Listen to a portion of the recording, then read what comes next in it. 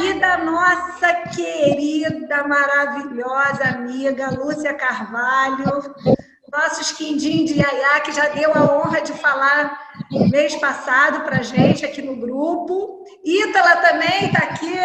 Muito obrigada, Ítala, pela presença. Maria Cláudia, seja muito bem-vinda. E agora eu vou passar a palavra para a nossa querida Eliana, que eu já apresentei a vocês. Oi, Carolina. Carolina e Thiago, não é isso? Diego. Isso. Diego. Acertei, no final acertei. Gente, é muita gente para decorar nome, mas dá tudo certo no final. Então, vamos lá. Minha querida Eliana, a palavra é com você e eu vou pedir que todos fechem os microfones. Eliana vai fazer a exposição dela e depois nós vamos poder fazer as perguntas. Vocês podem levantar a mãozinha, escrever no chat e nós vamos ter o maior prazer de passar essa bola para a Eliana responder tudo. Tá bom? Um beijo. Palavra contigo, Eliana. Oi, gente, boa noite para todo mundo. Estão todos me ouvindo? Tá bom o som? Tá tranquilo? Agradecer o convite da minha amiga Bárbara, amiga de muitos anos, e todos os amigos do Quintal também, que são amigos de muitos anos de trabalho e militância nessa área. Eu estava aqui assistindo a essa apresentação, e foi bom porque eu conheci mais ou menos a composição desse grupo que está aqui hoje assistindo, que é basicamente de pessoas que estão se habilitando para adoção, que estão entrando nesse processo para adotar. Gente, só pedir alguns microfones abertos, por favor, para desligarem. A Bárbara pediu que eu conversasse com vocês sobre dois tópicos super importantes, que são a motivação para a adoção e que são a preparação para a adoção. E que tem tudo a ver com esse momento que vocês estão vivendo agora da habilitação para a adoção. A habilitação para a adoção é um procedimento que está previsto no Estatuto da Criança e do Adolescente. Então, no Estatuto, vocês têm tudo que é preciso apresentar para a pessoa que quer se habilitar, quais são as etapas que são necessárias, quem pode se habilitar. Mas a habilitação para adoção não é o único tema do ECA. Tá? O ECA é o Estatuto da Criança e do Adolescente, ele fala de muitas coisas, não só de adoção, ele fala também de adoção, mas é uma lei que fala sobre o direito de crianças e adolescentes. Então, assim, eu quero situar para vocês onde é que a habilitação se encontra dentro do Estatuto, para vocês entenderem qual é assim, o lugar de vocês nessa engrenagem toda. E para vocês que estão chegando, eu acho que é um entendimento importante. O Estatuto, ele fala sobre o direito de crianças e adolescentes. E ele é todo baseado num artigo da Constituição, que é o 227, que fala dos direitos que são assegurados às crianças e adolescentes e que tem que ser observados, né? Quem tem o dever de assegurar esses direitos é a família, a sociedade, a comunidade e o Estado. E de que direitos a gente está falando? Todos os direitos. Direito à saúde, direito à educação, direito ao lazer, direito à cultura, direito à convivência familiar e comunitária. E embora, sim, o direito à convivência familiar ele seja listado junto com os outros, esse é o direito, na verdade, básico. Ele é o mais importante, porque é dentro da família. A família é o primeiro lugar de proteção de uma criança. Dentro da família, que a maior parte dos outros direitos é assegurada. É dentro da a família é que vai garantir, em primeiro lugar, os outros direitos, direito à saúde, à educação, à proteção, a tudo. E a gente sabe também que a família, ela não vive sozinha, né? Ela está dentro do espaço da sociedade, da comunidade, do Estado, ela depende do Estado também para funcionar, é o Estado que fornece para ela a educação, a segurança, enfim, é uma engrenagem que a gente sabe que quando tudo funciona bem, a gente não ouve nem falar dessa família dentro da justiça. As famílias que funcionam bem, que são cuidadas e que cuidam dos seus filhos, não são famílias que precisam ser assistidas pela justiça. Agora, a gente sabe também que nem sempre isso funciona bem. Que muitas vezes existem falhas nessa estrutura toda, seja por omissão do Estado, seja por omissão da comunidade, da sociedade, e muitas vezes dentro da própria família. Tá? A família que tinha que ser o lugar de proteção, de garantia de direitos, onde todos os cuidados têm que ser observados, lugar de afeto, lugar para o desenvolvimento das crianças, e, em muitos casos, é o lugar da violação dos direitos. Então, as crianças que tinham que ser protegidas dentro das suas casas, muitas vezes elas são vítimas de violações de direito que têm como autores suas próprias famílias. E é aí que a gente começa a entrar. Porque a lei, ela fala quais são essas violações de direito, ela fala o que se pode fazer para consertar algumas situações de violação de direito, ela fala de medidas que podem ser aplicadas em favor da criança e em desfavor de quem viola os direitos da criança. Então, por que isso tudo que eu estou dizendo é importante? Porque muitas das crianças que vocês futuramente vão conhecer e que vão ser apresentadas para vocês como filhos, são crianças que a gente já conheceu nessas situações de violação de direitos. As violações de direito, elas podem ser muitas, elas podem ser de toda a ordem, e muitas vezes elas são muito graves e muito tristes. Então, a gente recebe crianças que foram muito negligenciadas, que foram abandonadas, que foram maltratadas, sofreram violência física, violência psicológica, violência sexual, toda sorte de exploração. Enfim, coisas muito ruins podem acontecer com algumas crianças. E tem situações que são tão irreversíveis, tão irreversíveis, que a gente simplesmente descarta a possibilidade de que essas crianças voltem para as famílias de onde elas vieram.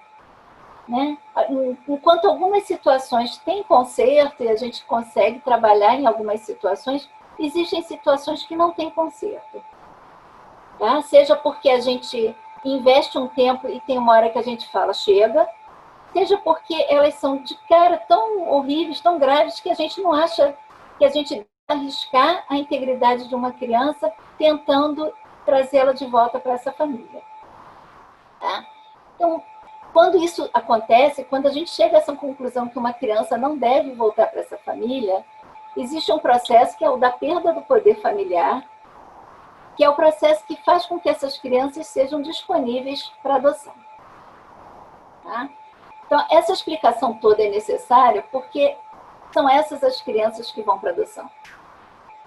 E é aí que vocês vão começar a entrar. Porque quando a gente tem uma criança que precisa de uma nova família, a gente vai ao cadastro de pessoas que estão habilitadas para adoção e que querem adotar uma criança. E a gente vai buscar fazer a combinação entre a criança que pode ser adotada e a pessoa que vai adotar. Então, assim, da mesma maneira que a criança ela tem uma longa história antes de ir para a adoção, a gente sabe que vocês também têm uma história antes de se apresentarem como candidatos à adoção. Para a gente, na justiça, assim, o processo de habilitação é o marco zero, é o ponto de partida da gente. Mas a gente sabe que esse não é o ponto de partida de vocês. A gente sabe que a história de vocês, antes de se apresentarem como candidatos à habilitação, já começou há muito tempo para alguns. E a gente sabe que essa história tem repercussões no pedido de vocês. Então, a gente quando conversa com as pessoas, e o processo de habilitação tem um monte de etapas. Ele tem a apresentação dos documentos, ele tem as entrevistas psicológicas que a gente faz, a visita domiciliar e esse próprio grupo de preparação. A gente quer saber o que trouxe vocês até nós. Então, a gente sabe assim, que muitas pessoas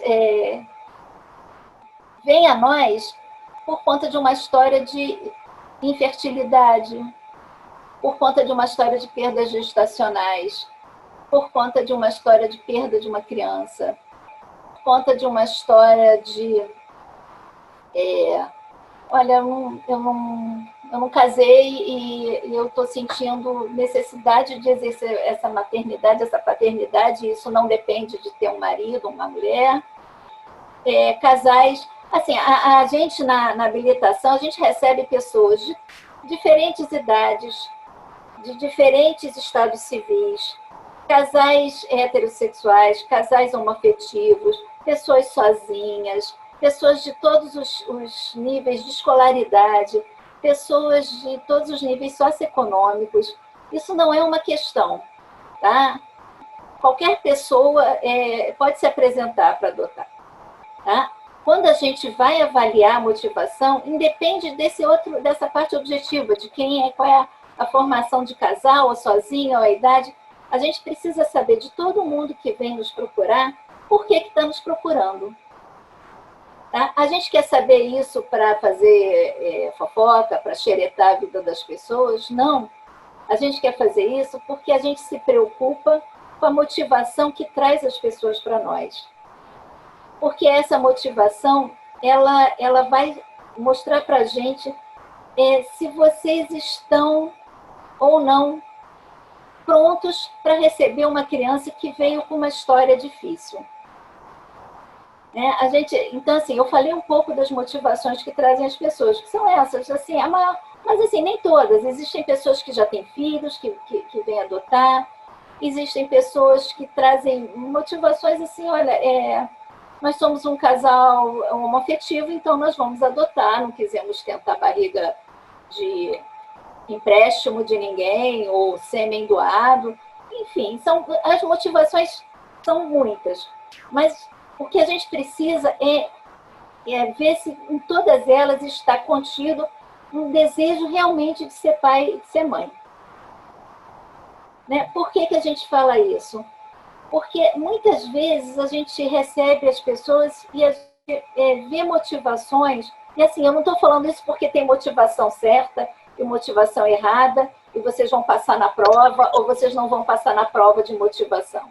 A nossa preocupação é porque a gente quer fazer uniões boas, a gente quer fazer adoções boas, a gente quer fazer adoções seguras. Então, a gente, quando faz perguntas para vocês, a gente quer que vocês reflitam sobre os motivos que trazem vocês até nós. A gente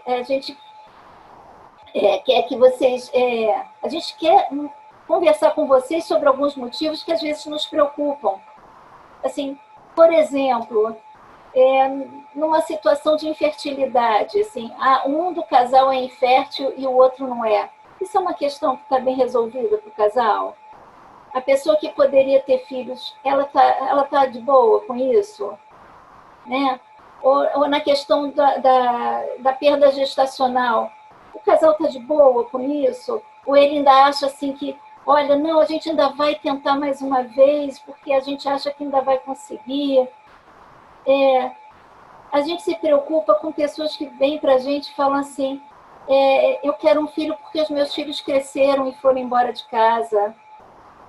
Eu quero um filho porque eu estou muito sozinho. Eu quero um filho porque eu quero passar tudo para ele.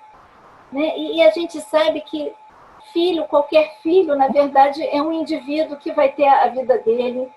E que filho não é remédio para depressão, que filho não é companhia, solidão, filho não é compensação para uma perda, né? Não é assim, não é caridade, não é uma coisa legal adotar filho, não é um gesto que você vai fazer, aí você vai relaxar, você vai ver assim que você adotar, você vai relaxar, você vai conseguir engravidar.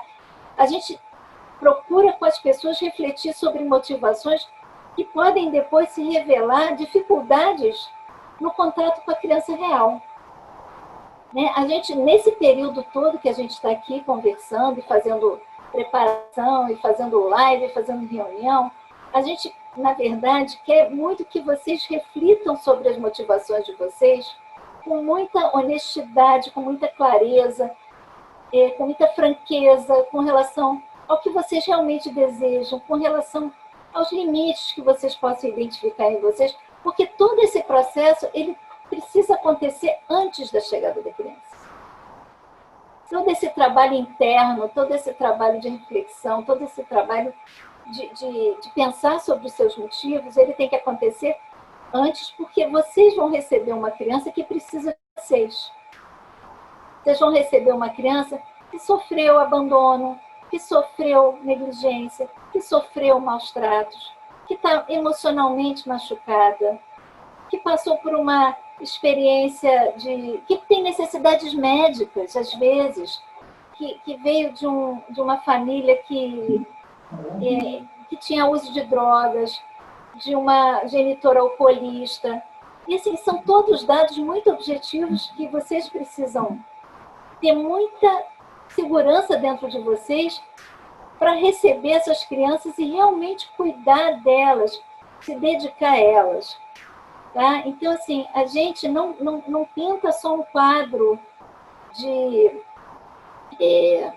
alegria e tal, a gente fala muito da preparação com muita seriedade, porque a gente quer realmente que essas adoções sejam seguras e que elas... Deixa eu até pegar aqui umas coisas que eu escrevi. Né, que essas adoções sejam seguras, que elas não, que o encontro das crianças não acabe numa devolução, né? Então, assim, vocês quando vêm adotar, vocês podem escolher o perfil de criança que vocês querem, tá? E isso é um direito que o habilitado tem, e a gente conversa muito também sobre o perfil que vocês querem, para que vocês sejam honestos com o perfil que vocês querem, que vocês sejam honestos com os limites de vocês. Mas a gente também, do nosso lado aqui, a gente busca família para todos. Para a gente, a busca de família é igual, seja uma criança recém-nascida, seja um adolescente de 17 anos.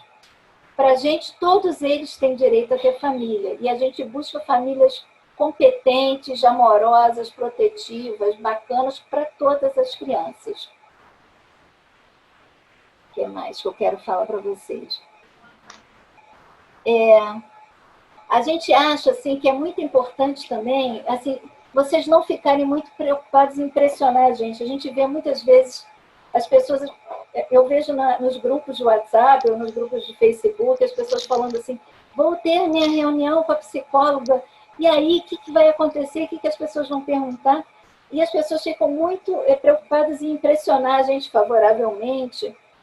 E uma outra coisa que é importante nesse momento que vocês estão de habilitação é usar principalmente esse espaço do grupo para falar de tudo. Vocês não têm que impressionar. Vocês têm que falar e vocês têm que trabalhar as dúvidas de vocês, os medos de vocês, os preconceitos que vocês podem ter com relação à adoção, as fantasias que vocês fazem. Um monte de coisas vocês podem trabalhar e vocês precisam trabalhar, e é para isso que essas reuniões em que a gente fala sobre motivação e preparação servem. Para as pessoas realmente abrirem seu coração e falarem do que elas precisam falar, sempre antes da chegada da criança. Por isso que é uma preparação. Eu vi que a Bárbara estava falando logo no começo, incentivando vocês a depois fazerem as reuniões presenciais. E eu acho assim, muito, muito, muito, muito importante essas reuniões presenciais. Tá? Aqui na live do Zoom, vocês estão numa posição só de espectadores, né? Embora tenha alguma interação, vocês possam fazer pergunta, possam levantar a mão, possam escrever no chat. É diferente da reunião que acontece presencial, e quem fez a reunião presencial sabe disso. A reunião presencial, ela permite a interação, permite que vocês se conheçam, permite que vocês se manifestem, né? Se posicionem com relação a um monte de situações, de discussões que são trazidas, que são propostas, e, acima de tudo, permite que vocês se conheçam, que vocês façam interações entre vocês. esses laços, eles são super importantes. Eu vi aí um casal que já identificou outro que mora no apartamento da frente. Esses laços são para a vida inteira. Esses laços que vocês constroem nesse grupo, nesses grupos, nesses encontros presenciais, eles vão se tornar o novo grupo de pertencimento de vocês. E a gente, todo mundo no mundo precisa pertencer a alguma coisa. A gente pertence à nossa família, a gente pertence à nossa comunidade religiosa. Por quê? Porque a gente se identifica com a nossa comunidade religiosa, é importante para nós esse encontro com os nossos pares, né? Com as pessoas que veem o mundo da mesma maneira que a gente. E isso é a mesma coisa nos grupos de preparação para adoção. Né? São pessoas com quem vocês estão compartilhando um momento de vida, que é esse momento de querer ser pai e mãe pela adoção. E vai ser com essas pessoas que vocês vão poder trocar. Vocês vão se identificar, elas vão falar coisas que vocês também já viveram, elas vão estar em outro momento que vocês depois vão se reencontrar, vão se reconhecer naquele momento. Elas vão falar das dúvidas, elas vão falar das dificuldades que elas estão tendo, elas vão falar das ansiedades. E é importante que vocês possam trocar com essas pessoas que estão vivendo essa mesma coisa, porque vocês, na verdade, como a Bárbara também falou, vocês são os nossos formadores de opinião sobre a adoção.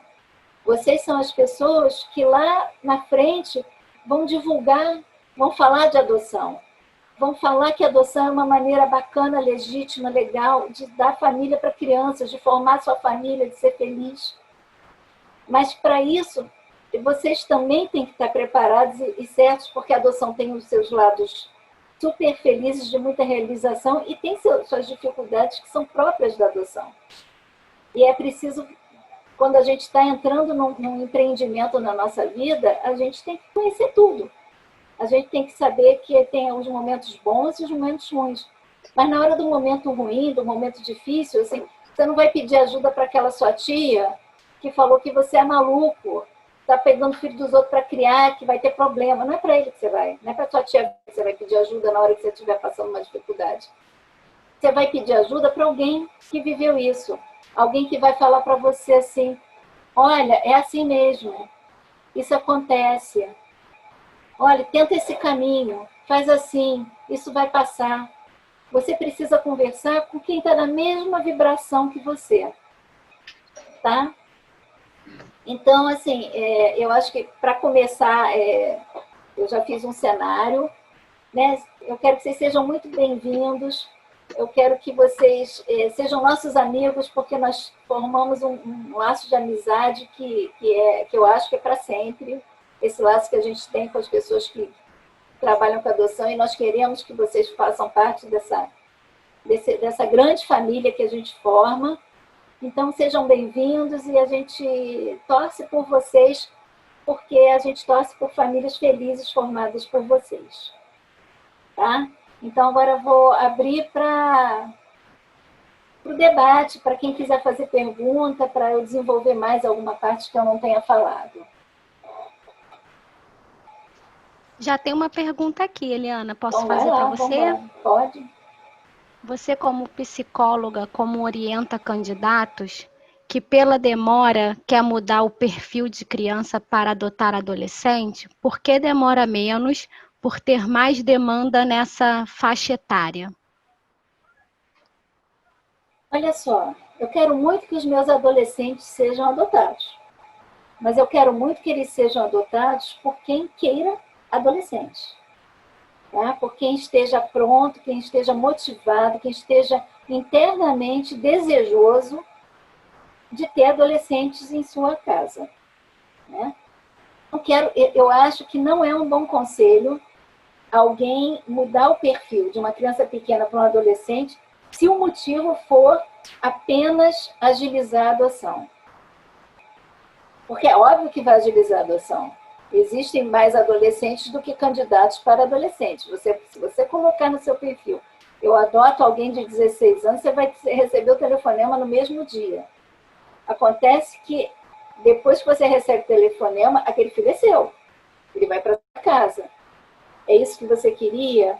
é o melhor para você, é o melhor para ele, porque a minha preocupação é que isso seja o melhor para ele. Então, assim, se você resolveu ampliar seu perfil, porque você participou de um monte de grupos, porque você assistiu um monte de lives, porque você se preparou, porque você leu, porque você viu experiências de outros e você viu que um adolescente é um indivíduo que pode ser amado como qualquer filho, e que você pensa assim, por que não? Eu descobri que adolescentes são pessoas bacanas e que eu posso ter um como filho, beleza, adote um adolescente. Se você acha que você não dá conta disso, que é uma forçação de barra na sua vida, não faça isso só pela ansiedade. Por favor, não faça. Não vai ser bom para o seu adolescente. Não vai ser bom para você. Tá? Então, quando a gente fala assim, das pessoas serem honestas com as suas escolhas, a gente nem está dizendo que elas não possam mudar suas escolhas iniciais. Elas podem. A preparação, esse período todo, essa gestação tão longa, ela serve para isso, e isso muitas vezes acontece. A pessoa fala assim, eu posso adotar 2, eu posso adotar um pouco mais velhos. Isso acontece. Eu posso adotar com alguma questão de saúde, eu dou conta. Isso super acontece. Mas isso acontece como fruto de um processo interno. Um processo do casal, quando é um casal que está adotando, um processo que pode envolver pessoas da família extensa, pessoas próximas, né? Porque a criança vai ser adotada não só por você, mas também pelo seu grupo. Então, é isso. Né? Adote uma criança mais velha se esse é o seu perfil. Posso fazer a próxima? Pode. Eu estou entrando na adoção sozinha por ser solteira. Se antes ou até mesmo depois da minha filha chegar, eu me casar, como faço para meu marido entrar no registro da minha filha como pai? Se você já tiver adotado e seu marido quiser adotar sua filha como pai, ele abre um processo de adoção. Isso é uma adoção que a gente chama de unilateral e que dispensa a habilitação prévia, tá? É a adoção de filho de companheiro, adoção de filho de cônjuge. Tá? Então, se ele quiser adotar e se quiser se tornar pai dessa criança, ele pode pedir a adoção dela.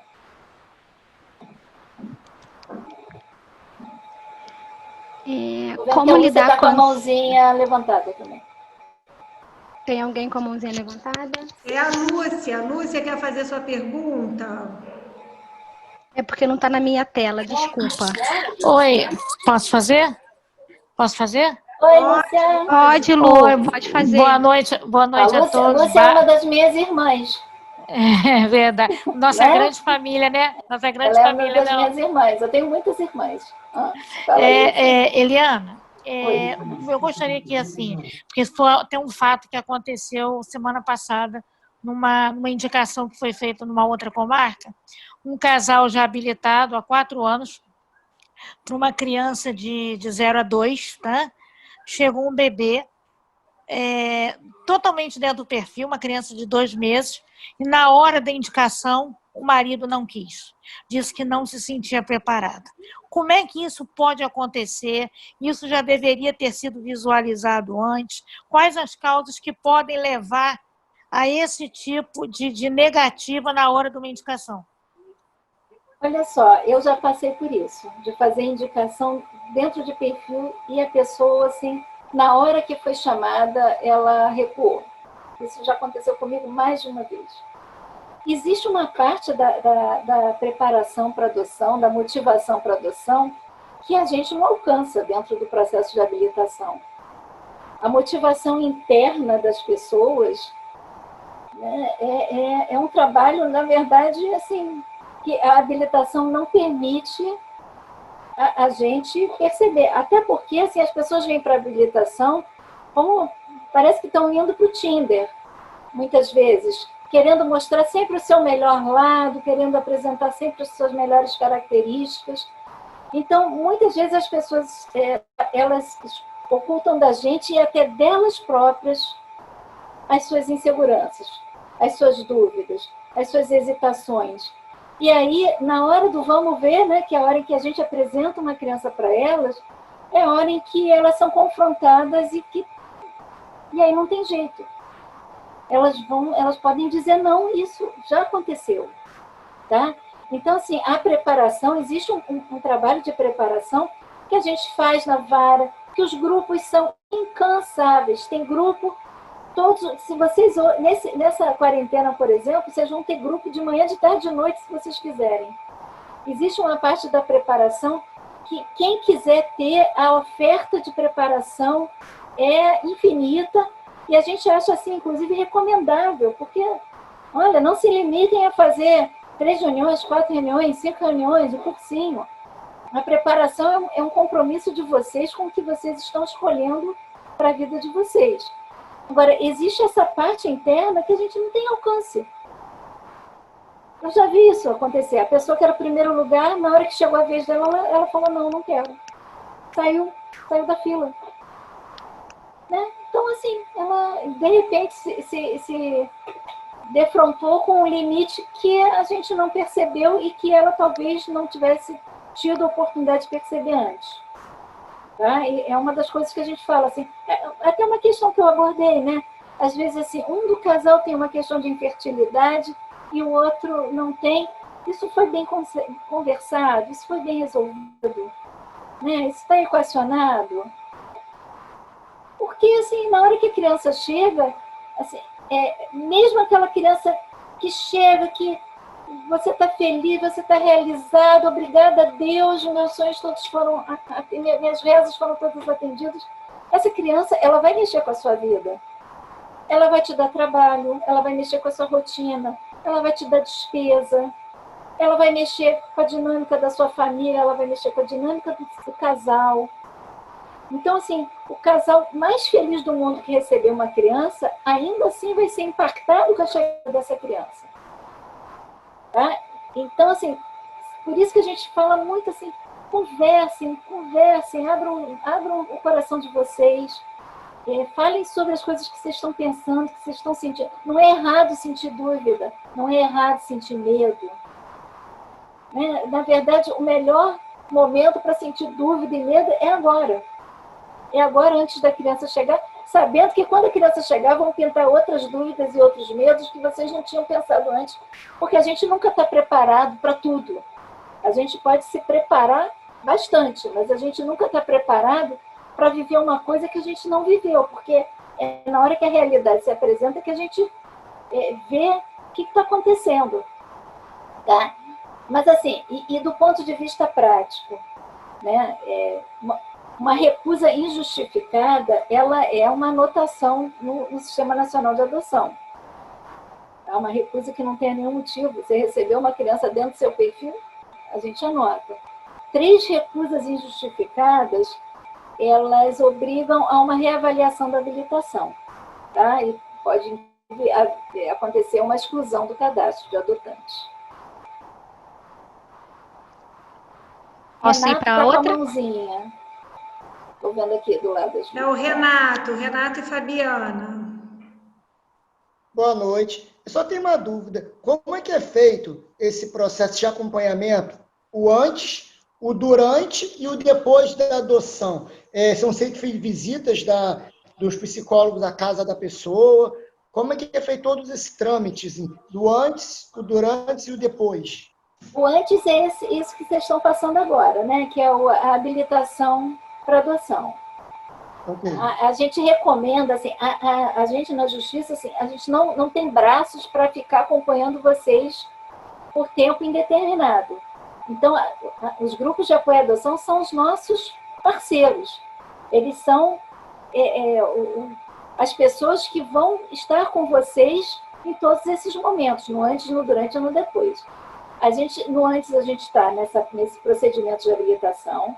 No durante, é quando a gente faz a indicação de uma criança para vocês, que a gente acompanha essa indicação que a gente faz no estágio de convivência, até que vocês ajuizem um processo de adoção, e a gente acompanha vocês durante um período do processo de adoção. Mas a gente não acompanha vocês para sempre depois do processo de adoção. A gente acompanha para ver como é que está sendo a adaptação, se está sendo legal para a criança, né? O foco da gente é sempre que a criança esteja bem, que a criança esteja sendo atendida e seja protegida e tal. E aí, o que a gente recomenda? Fiquem nos grupos. Fiquem nos grupos. O Quintal, por exemplo, é um grupo que oferece para vocês a oportunidade do pós-adoção. Porque existem questões que aparecem no pós-adoção. Eu falei assim, ó, na hora que você tem o filho, é que você vê que... Na hora que você fala assim, onde é que eu fui amarrar minha égua? Né? Lógico que vocês podem falar com a gente. Né? Assim, meus habilitados têm meu WhatsApp, eles me ligam. Acontecem situações, muita gente me procura, muita gente pede socorro. Mas, assim, o grupo, ele existe para isso. É no grupo que você vai falar, e no grupo você vai falar, e ninguém vai falar assim, nossa, que absurdo. Você vai ser abraçado no grupo quando você fala assim, o meu filho adolescente disse para mim que eu não sou a mãe dele e que ele quer ir voltar para o abrigo, que ele detesta essa casa. O grupo de pós-adoção vai ouvir isso e vai falar assim, aham, meu filho também já falou isso para mim, eu fiz assim, eu fiz assado, eu dei tal organização para a situação. Então, assim, para quem quer continuar sendo acompanhado, os grupos de pós-adoção e grupos em geral, vocês vão ver que isso está ramificado pelo Brasil inteiro. Tem grupo para acolher as pessoas, porque é importante. É isso, esse pertencimento, ele é importante para vocês e vai ser importante para o filho de vocês. Para as crianças também é muito importante, é uma experiência muito boa elas verem que não são só elas que foram adotadas, que elas têm amigos que também foram adotados. E assim, é bom para a gente quando a gente descobre que a gente não está sozinho, que não foi só com a gente que aconteceu. Só o fato de você ver outra pessoa que viveu aquilo já é um fator de tranquilização para você. Já te devolve uma normalidade para o que você está... Valida seus sentimentos e te diz assim, é normal sentir isso. E é o que a gente quer que aconteça, que alguém diga para a gente assim, calma, é normal você sentir isso. Tá? A Gabriele tinha levantado a mão também, mas a gente está com bastante pergunta aqui no chat também, Eliana. Gabi, você pode fazer, e aí depois eu vou para as perguntas aqui no chat. Gabriele. A minha dúvida é o seguinte, vamos supor que a gente receba a ligação, aí a criança não gosta da gente, a gente vai para o fim da fila, como é que fica? Porque aí a resposta não foi nossa, foi da criança. Olha só, assim, essa questão, a criança realmente, assim, é preciso que haja uma empatia mútua. Agora, assim, uma criança não gostar de vocês, assim, não vai acontecer com uma criança pequena. Isso daí, assim, as crianças pequenas, elas são muito receptivas, elas não problematizam tanto essa questão como uma criança mais velha, que muitas vezes traz um vínculo, mesmo que a família tenha sido muito ruim, tem crianças que trazem um vínculo, fala. O que a senhora chama de uma criança mais velha? Olha, sei lá, uma criança a partir dos 7, 8 anos, quanto mais velha, mais essa criança vai assim, se posicionar com relação... Assim, agora, assim, compreendo uma coisa, mesmo uma criança muito pequena, não, mas uma criança que teve um contato com essa família, ela pode ter ainda uma referência positiva da família de onde ela veio. E são laços que são importantes para ela. Você, quando adota uma criança, você adota o pacote. Você adota a criança e o pacote que é a história dela, ou o vínculo que ela tinha com irmãos, ou às vezes até com alguém do abrigo onde ela ficou. Mas, assim, o que eu digo também é que a adoção é uma construção. A adoção não acontece no dia que eu chamo você, que eu ligo para você e digo, vem conhecer uma criança. A adoção não acontece ali. A adoção é um processo. É um processo em que você vai conhecer uma criança vai conhecer você, e vocês vão construir um vínculo. Vocês vão construir um vínculo novo. Assim, o que a gente espera do adulto, na verdade, assim, é uma decisão de construir esse vínculo. A gente coloca nos ombros do adulto a maior parte da responsabilidade pela construção do vínculo, porque você é o adulto, porque você foi procurar justiça para adotar. Então, a maior parte da responsabilidade de construir esse vínculo é sua. Então, algumas crianças têm mais dificuldade de confiar nesse vínculo novo, de construir. Mas, olha, a nossa experiência é que é muito raro que uma criança realmente te deteste e não te queira. Tá? Agora, se isso de todo acontecer, você não vai para o final da fila. Assim, paciência, a gente vai buscar uma outra família que combine, atenda melhor essa criança e você continua no seu lugar. Não é uma recusa injustificada. Ok? Você não vai ser punida por isso. Obrigada. Né? Estela. Amore, se algum casal se aproxima de um grupo de apoio, mas somente um da parte, né, se for o caso é o casal, né, quer adotar, como que procede? Que só um dos casais, né, Olha, se dispõe, né? É o seguinte, se os dois não querem, a adoção não acontece. A adoção é um projeto de família. Tá? Então, assim, se a gente percebe numa entrevista que alguém ainda não quer, a gente fala para o casal, volta para casa, retorna em outro momento. Eles têm que resolver essa questão antes de voltar a nos endereçar esse pedido de habilitação.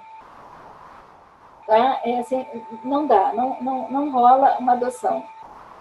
Tá? A gente sabe que na vida biológica, alguém pode engravidar sem o outro querer. Tá? Que é azar, né? Agora, na vida adotiva, não. Na vida adotiva, a adoção é uma decisão que é tomada e se existe um casal, essa decisão tem que ser tomada pelo casal. Os dois têm que estar sintonizados com esse pedido.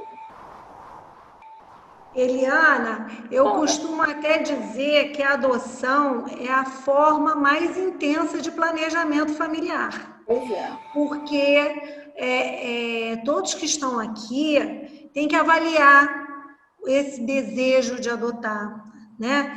A pertinência desse desejo, o que eles querem com isso como projeto de vida, que não é só ter um filho.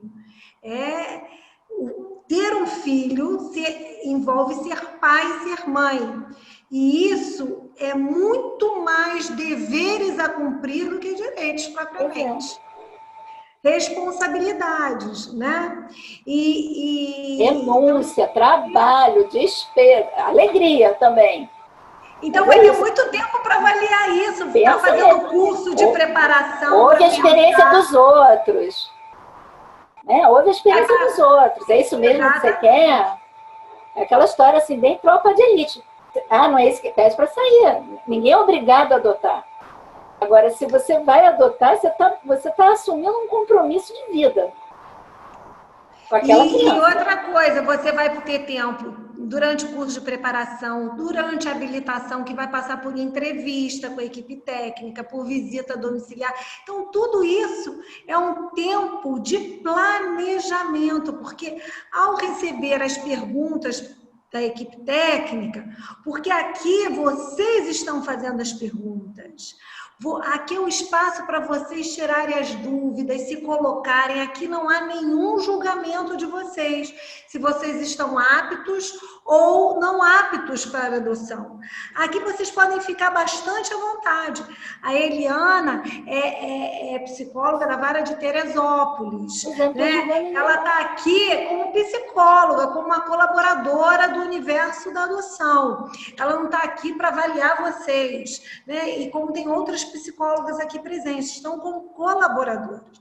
E vocês podem se colocar sem medo, justamente para amadurecer esse projeto de vida.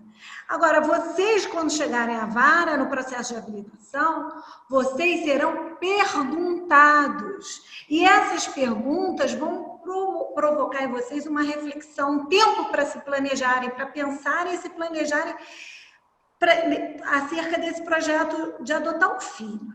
O que cabe na vida de vocês? Um filho um grupo de irmãos, uma criança com deficiência, eu tenho condições dentro onde eu moro, de colocar 2, 3 crianças, se eu tenho condições de pagar a escola, se eu conto com o apoio da minha mãe, da minha sogra, ou então de uma colaboradora, outra qualquer, enfim, isso tudo vai ser oportunidade de planejar, de conversar. Isso é um momento muito rico, né? Agora, eu não sei, tem uma pergunta antes, Estela, que eu acho muito interessante. Eu não...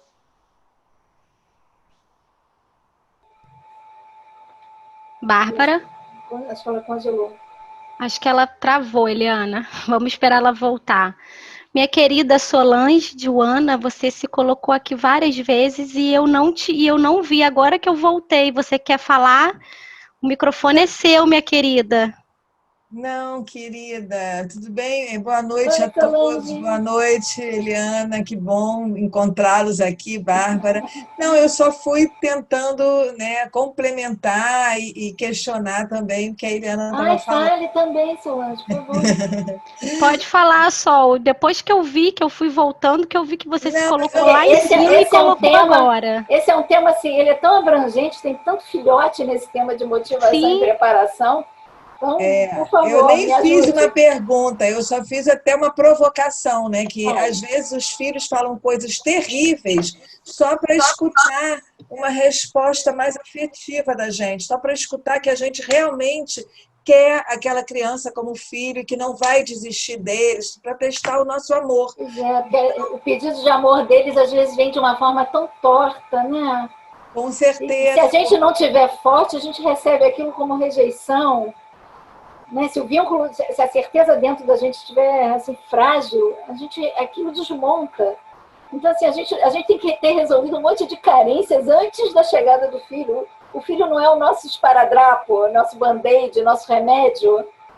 E não vai ser, né, aquela pessoa que vai dizer sempre coisas maravilhosas para a gente. Eles vão dizer coisas maravilhosas, mas também vão dizer coisas terríveis, sejam biológicos ou sejam adotivos. E é para o resto da vida, né? Então, a Bárbara estava falando dessa questão do planejamento, da preparação, e é uma questão assim que a gente nunca está preparado, porque a cada fase é uma nova, né, demanda, é uma nova necessidade, o filho exige mais, vai ficando mais complexo, e é para o resto da vida. E aí a gente pede socorro para alguém que a gente conhece, que é um amigo que está passando por essa coisa, porque a gente precisa se identificar com alguém. Isso, e a terapia também, em alguns momentos. Terapia em alguns momentos. E o grupo tem um papel terapêutico também. Concordo plenamente. E eu falei também uma hora que falou do casal que, ao receber a indicação da criança, desistiu, e aí eu coloquei um comentário que por isso é importante a participação nos grupos de apoio à adoção, para sustentar esse desejo de filiação, porque às vezes esse desejo se apresenta no momento, aí depois a pessoa fica super distante, investe em outros projetos, vai fazer uma outra coisa. Demora a ser chamada. E quando a criança chega, se surpreende de uma tal forma que não sustenta o desejo e desiste, né, impulsivamente.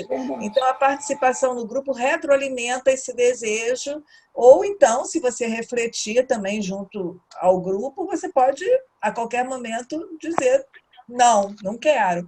Né? Mas é importante para o sim e para o não a participação no grupo. Era isso, Estela. Obrigada, Obrigada, Solange.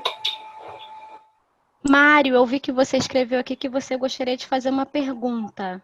Olha só, deixa eu só falar um negócio, que bom, deu um tilt aqui, eu não sei o que aconteceu. Você congelou. Mas assim, voltar ouvindo a Solange é um presente. Obrigada, Solange, que bom que você está aqui com a gente.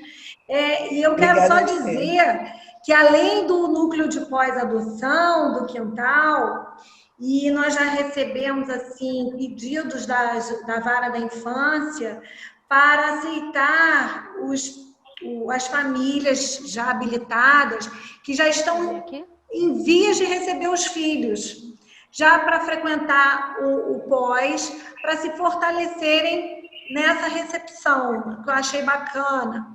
Mas nós também temos o grupo de gestação. Esse grupo de gestação é justamente o grupo pós-habilitação, para aqueles que já se habilitaram e que estão na fila, aguardando. Vocês, de repente, não querem ficar frequentando essa turma, né? Essas reuniões, e querem um espaço para vocês poderem falar mais, embora aqui vocês também possam falar. Mas vocês futuramente vão receber também o convite para o curso de gestação. Muito legal. Bom, só para atualizar. Tinha uma pergunta que agora eu perdi, que desconectou aqui. Eu perdi as perguntas, mas era aonde que está, Bárbara? A ansiedade no tempo de espera. Era da Simone. Uma das respostas você está dando, né? Que frequentar os grupos ajuda a então lidar com a ansiedade. Essa daí já é uma grande resposta, porque essa é uma gestação sem tempo para acabar. É uma gestação que pode durar anos. Então, eu acho que frequentar os grupos e ver, assim, até que a sua experiência de espera não é única e que essa espera, no mais das vezes, ela é recompensada. Um dia seu filho chega, você é chamado. Então, eu acho que a maneira de lidar com a ansiedade é mantendo a frequência, a participação nos grupos.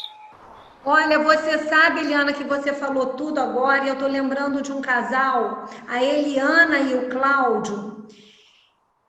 Quando, o quintal presencial, eles iam todo mês no quintal. Todo mês eles batiam ponto lá no quintal, participavam da reunião mensal, já tinham feito esse curso, que é semanal, né? E, enfim... E eu ficava ali, e volta e meia chegava uma família para dar o depoimento. Olha, recebi meu filho chegou, e o quintal sempre dá uma lembrancinha para a criança que chega, né? Agora você é da família do quintal e dá uma lembrança. E chama para a frente a família. E eles, olha, passou tempo, passou anos, eles frequentando o quintal. E um belo dia foi a vez deles, porque eles tinham um perfil definido. Eles tinham planejado uma determinada coisa. E o depoimento deles foi tão bacana, porque eles falavam assim: nós tivemos o nosso perfil definido, nós queríamos uma criança pequena, nós sabíamos do tempo de espera de uma criança pequena, que é maior, porque existem mais pessoas desejando crianças pequenas, né? E existem menos crianças pequenas. E, enfim, mas enfim a nossa criança chegou, né?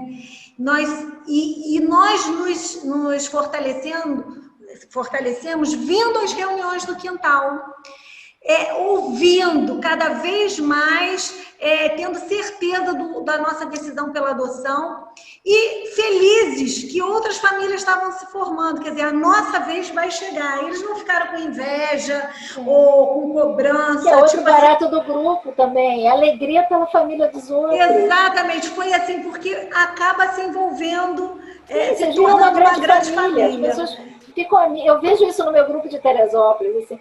Eu não tenho um grupo especializado em cada etapa, né? A gente tem um grupo. Mas, assim, eu fico feliz de ver como as pessoas se tornam amigas, como uma vai no aniversário do filho da outra, como saem de lá marcando compromissos, encontros. Isso daí, para mim, assim, esse grupo está formado, essas pessoas vão ter a sua rede de apoio sempre. Porque elas são amigas, porque suas crianças são amigas. Eu acho isso, assim, importante. E elas, assim, sustentam as outras na ansiedade delas. Elas dizem para as outras: não desanime, eu esperei tanto tempo, meu filho está aqui. Então, eu acho o grupo presencial, assim, insubstituível. Eu torço muito para que a gente possa voltar a se reunir presencialmente. É outra experiência. Se Deus quiser, nós vamos conseguir isso. Se Deus quiser. Mário, fala de novo. Fala, Estela, você na coordenação. Não, eu só queria... Não, a Sol quer falar. Eu só queria falar também, né, Eliana, que para as crianças também é importante muito participarem do grupo, porque eles veem que não só sou eu, não sou só eu. Mencionar isso, a identificação para as crianças também, de saberem assim, que existem outras crianças que vêm pela adoção. Assim, saber que você não é o único em alguma experiência te fortalece. A gente vê isso assim, grupo de alcoólicos anônimos. Qual é o barato do grupo do alcoólico anônimo? Eu estou em tal fase da recuperação, né? Eu passei por isso. O grupo, você vai chegar no grupo de alcoólico anônimo, vai falar uma barbaridade da sua recaída e os outros vão te acolher e vão dizer só por hoje, aqueles passos todos. É terapêutico você pensar assim, eu não estou sozinha. A minha experiência ruim vai ser compreendida, a minha experiência boa vai ser validada, vai ser abraçada. Isso vale para qualquer grupo. O grupo de apoio à adoção é um grupo também que vai te ajudar num momento difícil, vai validar o que você está sentindo, mesmo que o que você esteja sentindo não seja a coisa mais nobre do mundo, porque às vezes as pessoas vêm com problemas, vêm com situações tristes, trazem dificuldades, e você vai ser validado em qualquer momento, porque é esse o objetivo do grupo, é um grupo para te ajudar. Vamos lá, Eliana. Ó, a gente tem o Mário, que vai começar a fazer a pergunta. Depois do Mário tem a Gisele Moraes e tem a Fabiana Toledo também para fazer a pergunta. Mário, você pode fazer. Você está aí? Tô aqui. Boa noite para todo mundo. Assim, a minha questão é a seguinte, eu vejo, quando eu procuro materiais para ver sobre adoção, eu encontro muitas histórias felizes, né, das pessoas contando como a sua família foi reunida e tudo deu certo. Encontro alguns relatos de dificuldade, por exemplo, quando se fala na questão do vínculo com a antiga família. Mas algumas outras questões que eu vejo como mais práticas, assim, eu tenho dificuldade de encontrar relatos. Por exemplo, a relação com a escola. Foi muito surpreendente para mim pensar a adoção como um pacote, né? A ideia de que a criança traz vínculos que ela vai manter ao longo da vida, possivelmente. Por exemplo, se ela for adotada, ela não necessariamente, talvez não seja bom que ela deixe de estudar na escola onde ela estudava, para que ela não perca a referência daqueles amigos, ou as pessoas com as quais ela convivia, a necessidade de manutenção de alguns desses vínculos que fazem parte da história dela. Onde eu poderia me informar, ler, ou ter mais acesso a esse tipo de discussão. Na última reunião, a gente, sem querer, um grupo assistiu a um pedaço de uma reunião de pós-adoção.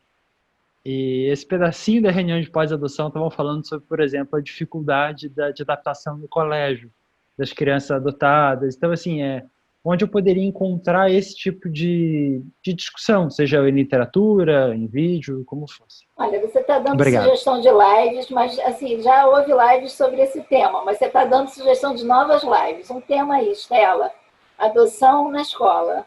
Tá? Nós temos no nosso canal do YouTube, inclusive, Eliana, um vídeo maravilhoso falando sobre isso. Assim, quem faz um trabalho super bacana falando sobre isso é a Suzana Schettini, que fala muito da adoção na escola. Então, existe literatura sobre isso, existem as lives sobre isso, né? A Estela está te dando uma dica já de... Agora, existe sim, é um tema que é falado porque ele é importante. Então, eu vou pedir para a Estela depois ajudar também nessas indicações. Também está no nosso livro, Eliana. Tem um capítulo sobre a adoção na escola, com a Lúcia Veloso, que é uma psicóloga, até da UF, mãe por adoção também, que escreveu um capítulo para o livro, mas ela tem um livro todo sobre essa situação, um livro próprio sobre a questão da criança na escola e a criança adotiva. E ela volta e meia da palestra também no quintal. Ótimo, Mária, a gente vai tentar trazer até... Esse é um tema bacana para você sempre repassar. Agora, a questão que você falou assim, da criança ficar na mesma escola, não necessariamente, entendeu? Ela está indo para a sua família e você vai... uma coisa assim, respeitar a história dela não quer dizer manter ela na história dela. A adoção, ela é, por definição, uma ruptura com a família do passado para ingresso na família do presente. Então, você não precisa necessariamente mantê-la na mesma escola, até porque tem crianças que mudam de estado, mudam de cidade. Isso é impraticável. Tá? Então, assim, respeitar os vínculos dela, deixar que ela eventualmente faça contato com irmãos que estão em outras famílias ou com pessoas que ela conheceu no abrigo, quando ela foi cuidada. Tem crianças que permanecem um período longo no abrigo. É uma coisa, mas, assim, não se preocupe, porque, assim, naturalmente, a criança, ela trouxe vínculos do passado, mas ela não está construindo vínculos agora. Tá? Ela está somando. E a história dela, com o tempo, a história dela passada com você vai se tornar muito maior e muito mais duradoura e muito mais presente do que aquelas histórias. Aquelas histórias, elas existem. Mas as outras também vão ser importantes. Elas virão e elas vão fazer parte integrante, importante e predominante da vida da criança. Tem som. A Gisele pode fazer a pergunta. Gisele, você está aí? Só um minutinho, Estela, que eu queria só... sobre essa questão colocada da escola, quando a gente fala, às vezes, de manter na mesma escola, isso foi uma questão apresentada justamente que, às vezes, os pais adotivos têm uma expectativa muito grande naquele filho, dele ser o melhor aluno, dele dar conta, você quer ensinar tudo, e eles vêm, quando eles são, às vezes, maiorzinhos, têm mais idade, eles vêm com uma defasagem escolar. E às vezes, você manter na mesma escola, desde que compatível com o local onde você mora, enfim, com o seu modo de vida, porque às vezes você adota uma criança de outra comarca, de outro estado, fica inviável. Mas para você não entrar com toda a gana, botar na melhor escola, querer um rendimento escolar espetacular da criança, porque ela também está num processo de adaptação à nova família, de construção de vínculo, fica uma sobrecarga demasiada nas costas da criança, entendeu? Então, a gente pode pegar leve. Essa receita do bolo para uma adoção feliz. Não é que você vai fechar os braços e deixar a criança escrever errado ou não saber ler, escrever. Não é isso, fazer a conta errada. Mas vocês vejam o que a pandemia nos mostra agora. Não há pressa. Não há pressa para voltar para a escola.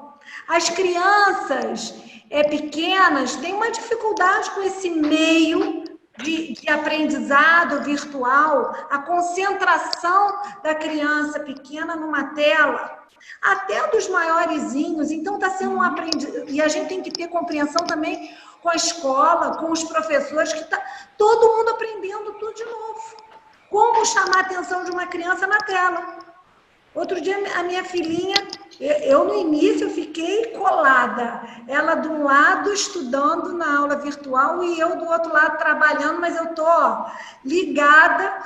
Aí eu peguei confiança, ela estava indo bem. Aí outro dia entrei na sala, ela já está sabendo mexer no computador, que é uma beleza. Baixou uma tela de desenho, a professora de matemática ou de português falando, e ela desenhando bonequinho, colorindo. Falei, peraí, presta atenção na aula. E não... Mas isso acontece também dentro de sala de aula. Agora, imagina uma criança que não tem esse hábito, né? Não tem isso fortalecido. Então, a gente tem que pegar leve, com menos ansiedade. E, às vezes, até deixar numa escola anterior, até firmar essa adaptação com a nova família, fortalecer o vínculo, e você vai introduzindo, ensinando. Eu acho que o bonde que o Mário pegou ali na reunião do pós era nesse sentido, e outras também, os enfrentamentos dos preconceitos na escola, que aí vocês estão aqui para isso, para vocês se fortalecerem e protegerem seus filhos, e chamarem a escola à responsabilidade. Agora, tudo pode ser feito com muito jeitinho, com muito afeto. Estela. A Gisele está aí ainda? Gi, você quer fazer sua pergunta? Quero sim. Boa noite a todas e todos. Eu posso fazer algumas num bloco, porque eu coloquei mais de uma pergunta lá. Pode, faça todas. Primeiro, não sei se tem um tempo médio né? Ainda que eu sei que já depende do perfil, mas se existe esse cálculo, uma média. Se no momento das visitas, né, domiciliares com equipe, assim, a casa ela precisa já estar adequada para o recebimento de uma criança, por exemplo, quem mora em apartamento já tem que estar com grade, rede, já precisa ter quarto pronto.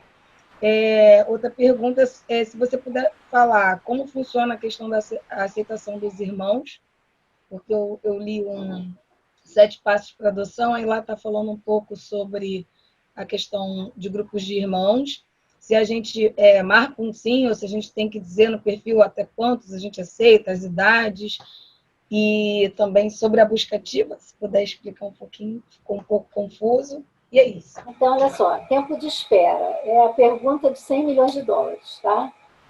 Eu posso te dizer que se você colocar aqui que é um adolescente, a sua espera vai ser de um dia.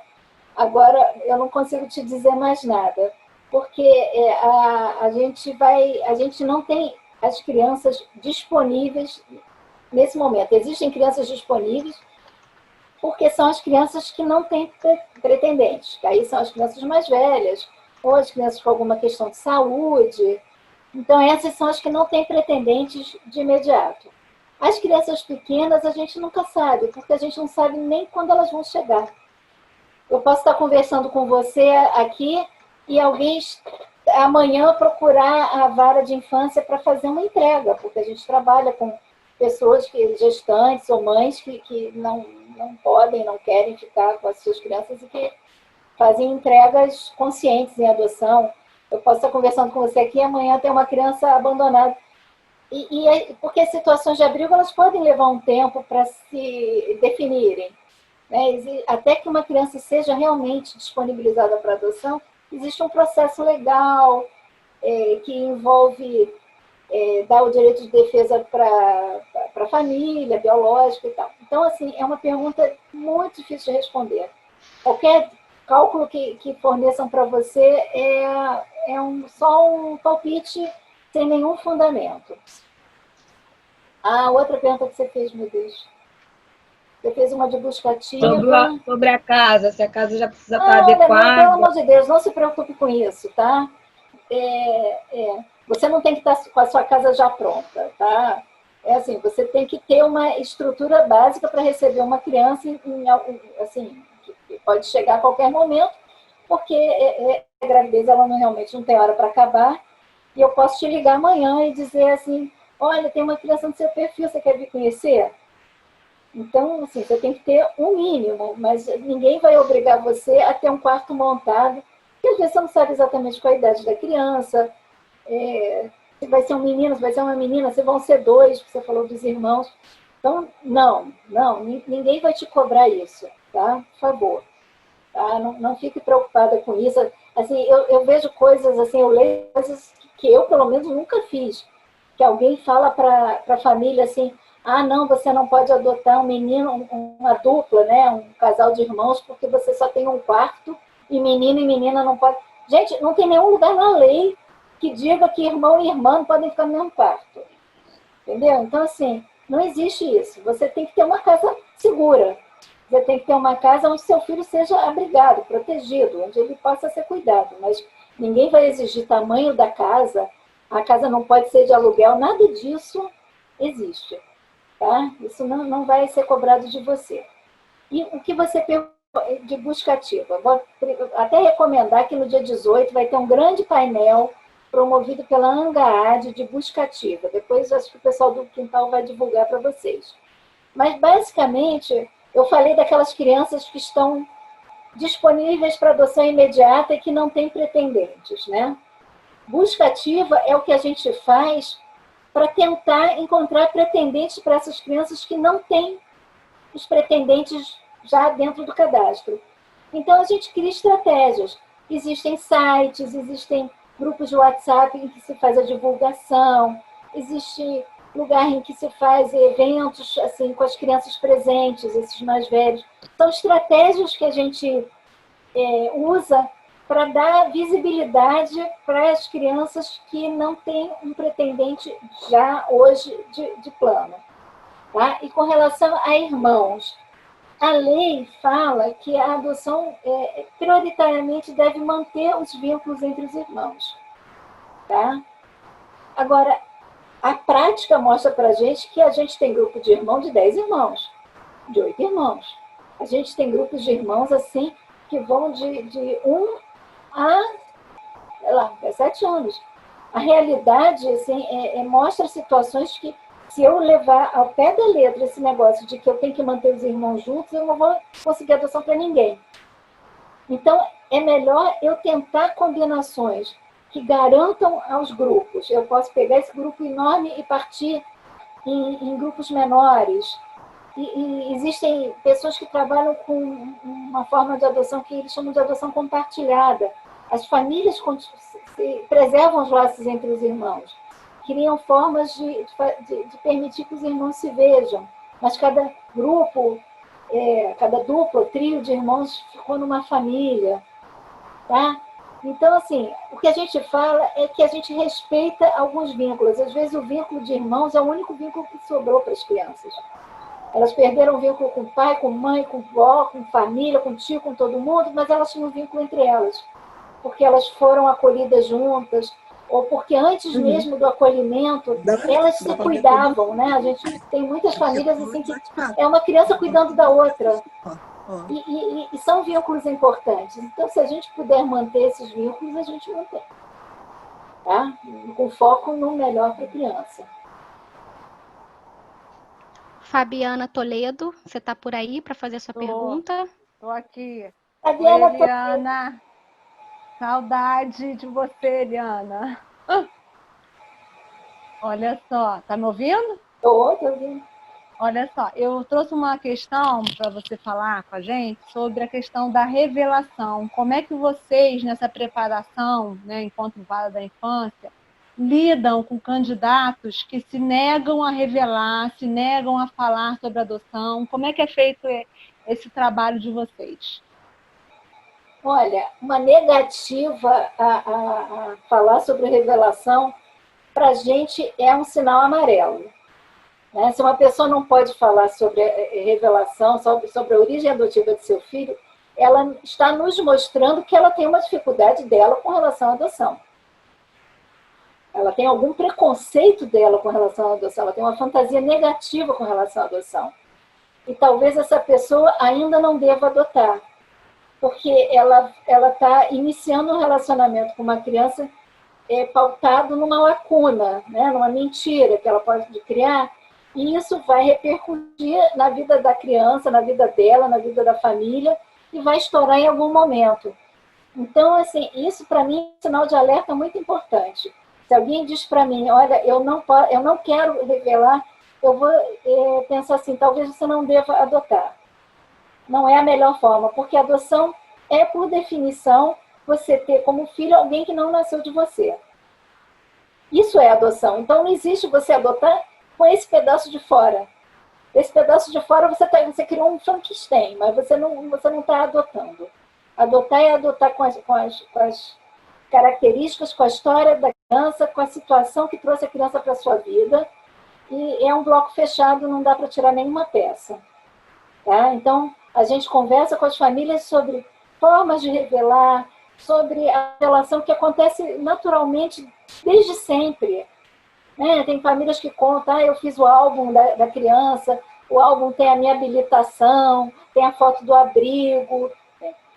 Existem maneiras de contar e cada um vai escolher a seu livrinho, literatura infantil, né, que tem sobre adoção. Agora, essa hipótese, assim, não vou revelar, essa hipótese não existe. Tá? Se você tem um preconceito com relação à adoção, você tem uma dificuldade com relação... Resolva antes de adotar. Tá ótimo, isso aí. Beijo. Mariana e Murilo, vocês estão aí? Estamos aqui, boa noite. Tudo bem? Tudo. Você pode só aumentar mais um pouquinho, que está um pouquinho baixo? Peraí, um minutinho só. Melhorou agora? Tá melhor? Melhorou. Tá Pode melhor. fazer a pergunta de vocês.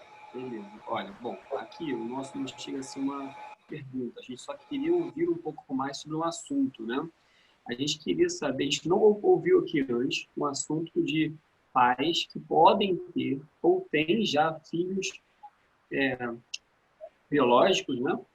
E que como é que seria essa inserção de uma outra criança numa família que já tem uma criança com filho biológico ou que pode ter somente, né?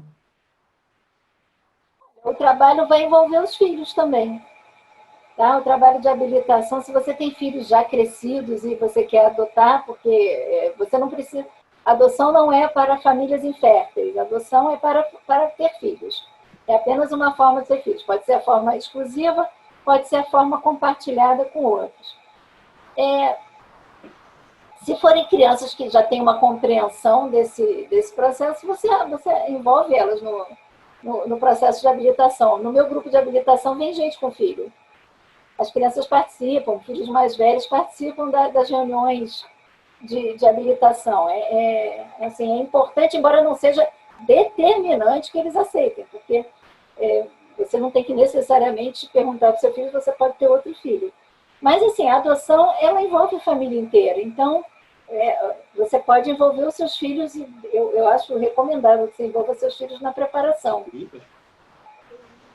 Tá? E assim, não é eu acho assim, por exemplo, eu vou pedir para tanto a Fabiana quanto a Bárbara podem te falar um pouco, porque tanto a Fabiana quanto a Bárbara já tinham filhos e adotaram também. Então, assim, eu vou pedir para a Fabiana voltar e contar como é que foi a experiência dela. Ela já tinha um casal de filhos e ela adotou uma filha. E a Bárbara tem essa experiência em 2 fases.